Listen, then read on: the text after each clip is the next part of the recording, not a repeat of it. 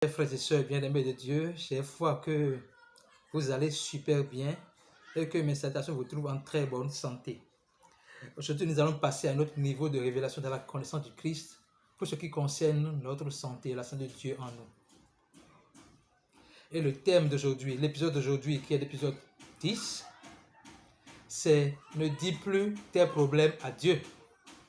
Ne dis plus tes problèmes à Dieu. Ça paraît paradoxal comme thème, mais lorsque vous allez suivre jusqu'à la fin, vous allez comprendre pourquoi il est plus important de dire ses problèmes à Dieu, pourquoi il est très important de faire face à nos problèmes par rapport à l'autorité que Dieu nous a donnée.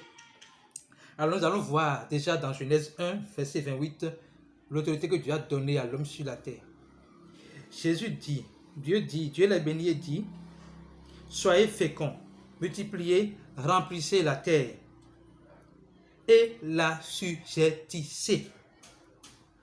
Et dominez sur tous les poissons de la mer, sur les oiseaux du ciel et tout animal qui se meut sur la terre. » Au commencement, Dieu a donné toute son autorité à l'homme afin qu'il règne sur la terre.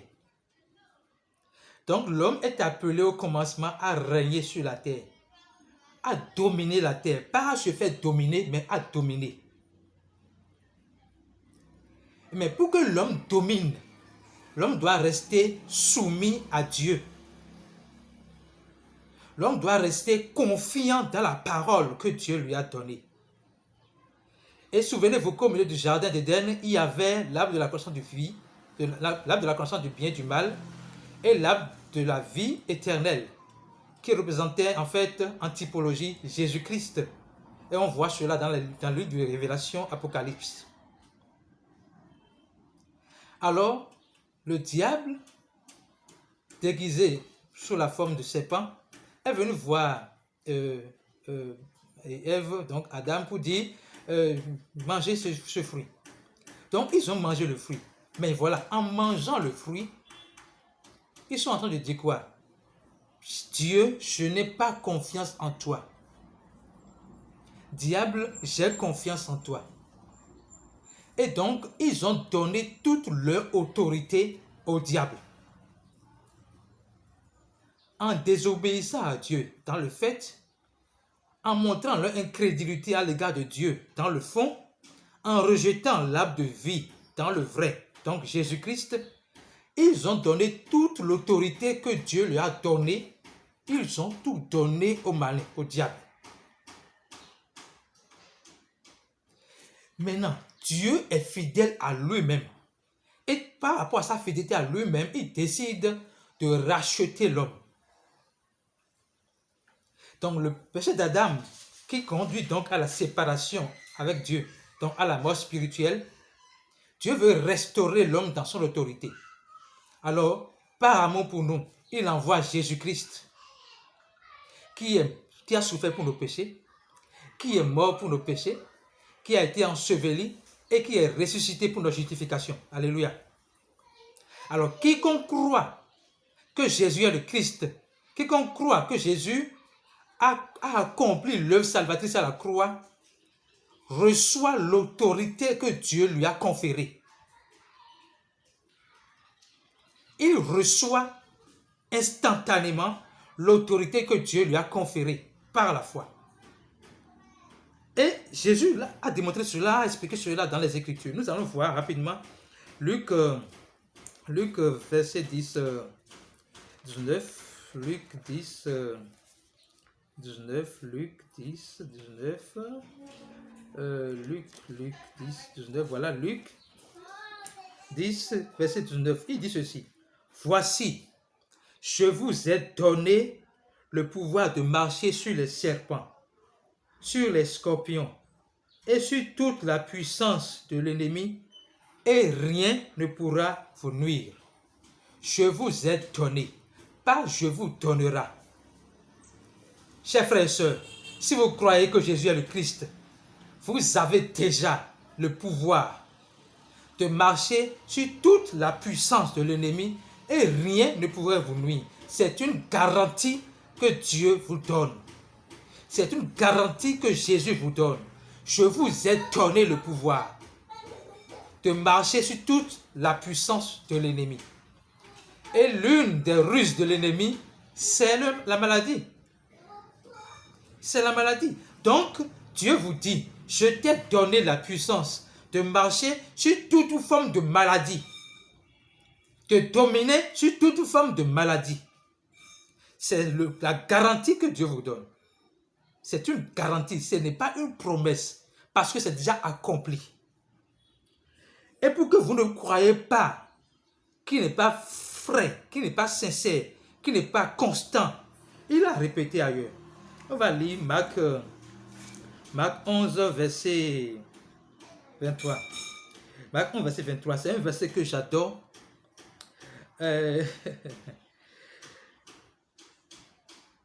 Marc 11, verset 23. Je vous le dis en vérité, si quelqu'un dit à cette montagne, ôte-toi de là et jette-toi dans la mer, et s'il ne doute point dans son cœur, mais croit que ce qu'il dit arrive, il le verra s'accomplir.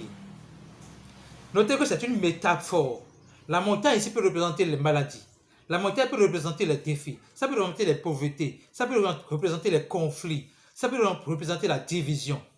Alors, Dieu n'a pas dit, si quelqu'un me dit qu'il a une montagne, la montagne va quitter. Dieu n'a pas dit ça. Dieu a dit, si quelqu'un dit à cette montagne, ôte-toi de là et jette-toi dans la mer, et qu'il ne doute point dans son cœur, il verra cela s'accomplir. Je veux que vous compreniez la profondeur de la pensée de Dieu à notre égard. Nous sommes des croyants. Nous avons l'Esprit Saint en nous. Nous avons Christ en nous, l'assurance de la gloire. Nous avons la vie de Dieu en nous. Et Dieu en nous dit, si tu dis à cette montagne, ôte-toi de là et ôtera, il faut voir une condition. S'il ne doute point dans son cœur, notez que douter, c'est dire au diable, j'ai confiance en toi. Croire, c'est être convaincu que ce que la parole dit est vrai. Alors, si Dieu vous dit, si vous dites à cette maladie, quitte mon corps, et que vous ne doutez point, vous allez voir cette maladie quitter votre corps au nom puissant de Jésus-Christ. Alléluia. Donc, ne dites plus à Dieu, je suis malade. Ne dites plus à Dieu combien votre montagne est grande. Dites à Dieu, dites à votre montagne, combien vous avez un grand Dieu. Dites à votre maladie, combien vous avez un grand Dieu. Et sur cette base, ordonnez-lui. Ôter veut dire ordonner. Ordonnez-lui, ôtez, c'est-à-dire c'est l'impératif. Ordonnez-lui de quitter votre corps immédiatement. Et vous allez voir que ça va quitter. Quelle que soit la montagne, elle quittera au nom puissant de Jésus-Christ. Donc, ne doutez point. Ne donnez pas assez au diable. Ne dites pas au diable, j'ai confiance en toi. Mais dites à Dieu, j'ai confiance en toi et en toi seul. Et vous allez voir que votre maladie, votre montagne va se fondre au nom puissant de Jésus-Christ. Et toujours pour confirmer ces propos, toujours pour nous confirmer qu'il nous a donné toute autorité, Jésus revient avec une autre garantie. Je pense que c'est dans Marc 16, verset 17. Marc 16, verset 17. Notez que c'est la toute dernière parole de Jésus-Christ avant qu'il ne monte au ciel. Donc c'est très important et très capital de retenir vraiment ce que Dieu attend de nous. Voilà ce qu'il dit. Je vous prie de suivre. Voilà ce que Dieu dit.